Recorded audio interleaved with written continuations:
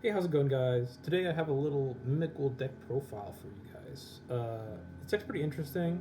It is not a pure list. It is multi-engine list. I'm running two other engines in the deck. You don't necessarily need to run both, but it does make the deck a lot better. And I'll go more into that in a little bit. But let's just get into the show. To start off, I run one Mimighoul Maker, triple Dragon, double Archfiend, double Fairy, and one Slime. I don't play any of the other extenders. I don't really like Cerberus, and I don't really like the armor as well.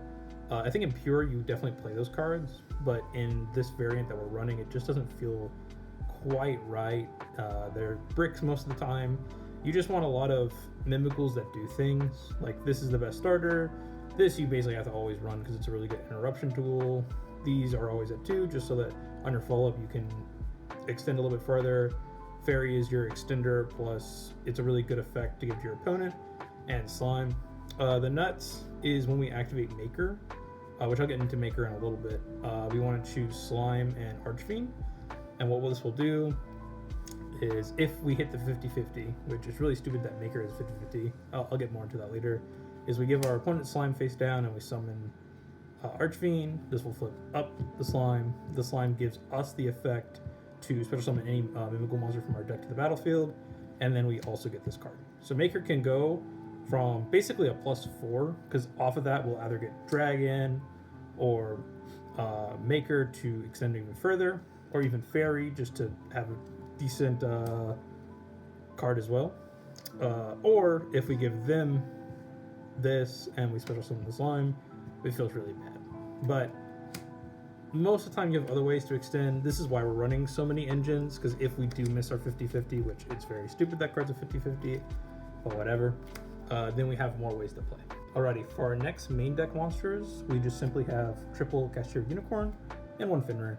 You don't have to play the Fenrir. It's a nice card to have, but for the most part, we care about the Unicorns. Especially in this meta, Unicorn is really good. Ripping any of the Fiendsmith engine pieces really hurts the deck. Unicorn is a nice board breaker, but most of the time I side this out if I know I'm guaranteed going first. And we just want to get Unicorn online, because basically a mass majority of the time we're going to force trigger a monster effect on our opponent's turn during our turn. So it's very solid. The next engine is the Fiendsmith. If unfortunately you didn't pick these up before the YCS, this is the more expensive variant of this deck. I do think the Unicorn plus Fenrir variant is decent, but the Fiendsmith is really what gets us where we want to be going. It gives us anti-nib, it gives us an Omni Negate, it gives us basically everything that the core of Mimighoul is missing. And I mean, if you've seen the YCS footage, the Fiendsmith itself is just a broken deck. You can only play one Engraver, one Lacrima, and one Fabled Lurrie, but I like playing both Fiendsmith Engravers. These cards are really, really powerful. Drac is such a good card. So next we're going to get into the hand traps monsters of this deck. I'm going to start with Bystial Magnamhut. You can consider this a hand trap depending on what you're playing against. Our target for this is Mimighoul Dragon. This is a really good starter, searches any spell. The most important thing about Bystial Magnamhut is going second, you always side it out. It's just not that good going second. And there's a lot of really good second board breakers we could put in. And then the next 3 cards is triple Ash and then 2 Nibirus.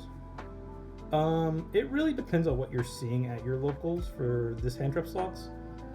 Like, if you want more effect veilers, you can switch out the nibs. If you want maybe trolls, you can switch out the nibs, but I pretty much always play Ash.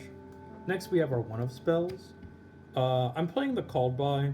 Droll is really bad into this deck. If you get Drolled, you kind of have to just stop playing most of the time, because so many Mimighoul effects add from your deck to your hand. 1 for 1 is, again, for the Dragon, very good card. Sometimes you just have dead cards in your hand, or Mimighoul cards you don't really want to draw. Like, for example, if you draw the Slime, you can just pitch it and get the combo going. And then Terraforming just for the field spell. Opening the field spell isn't 100% a combo all the time, but it is a good way to start playing the game. And then for our next 3, we have 2 talents and 1 thrust. Now, I don't have it right now, but one of these talents should be a thrust instead, just because, like, thrust is always talents if your opponent activates an effect. And also, we don't mind searching Mimighoul Maker or the Fiendsmith track off of Thrust so that we can combo. So yeah, I would just rather play 2 Thrust over 1 Talents. Honestly, even 3 Thrust, because we're pretty much going to guarantee these be active most of the time during our turn if our Mimighoul effects go off. And our last 2 1-ofs here is 1 Birth and 1 Track. You can play more than 1 Track. Track is such a good card, but I don't really know. It's one of those cards where, like, when you draw it and it's good, it's fantastic. But like, we have 2 Engravers in the deck, so it really is your choice. But 2 Tracks would be nice. And then just 1 Birth. I don't play the field spell, because more often than not, I would activate the field spell, search Kashtira Unicorn, get the Unicorn, play the Unicorn, search Birth, and then get rid of the field spell with the Mimighoul one. So I really just didn't see a purpose to play it, and I would rather this ratio. And then for the last few traps, we have triple Dungeon and triple Mimighoul Maker. So Dungeon, like I said, this is our floodgate / starter. Depending on how we open, this can be full combo, or this can be like half a combo. A lot of the times, because this is such a hand trap heavy format, this is going to be like our Ash bait, because most people don't know what Mimighoul do. So you're going to open with this card, it's going to get Ash, then we're going to go like Engraver or Unicorn, start setting up our other combos, and then normal summon whatever Mimighoul monster we have, or activate Maker in order to combo. You want to get Maker to resolve. The problem with Maker is this is kind of like our branded fusion of the deck. This sets up our whole combo. Like I was saying earlier, this can be a +4 or this can be a +1, and it's actually like so annoying. I don't know why the Konami designers made this 50-50 chance, because your opponent chooses randomly one of the 2 monsters to summon to their side of the field, and then you special summon the other one from your hand. So if you give them Slime and you summon the Fiend one, you're pretty much going +4. But if you don't, then you're just going +1. So I don't really know why they designed the card the way it is, but they did. One important thing to note about the Maker is you don't have to special summon the one on your side of the field that was given to you. It just, you special summon a Mimighoul monster from your hand. So if you don't want to summon, say you open Maker plus Mimighoul Dragon, and then you activate Maker and you get Slime in your hand, and they get this one, Archfiend. So let's go. We have Mimighoul Dragon in our hand. We activate Maker. Maker resolves. Our opponent randomly chose the Archfiend and set to their side. I mean, obviously, instead of summoning Slime, we'd summon Dragon. Probably search a field spell from there. But there's other lines you could do with Maker. All right. The last few things we got for the main deck is double Mimighoul Room and triple Imperm. You can cut Mimighoul Room down to 1 if you're running double Thrust, even triple Thrust. But I like 2 just because field spell plus Room is so good. And then Imperm is just pretty good in the current meta.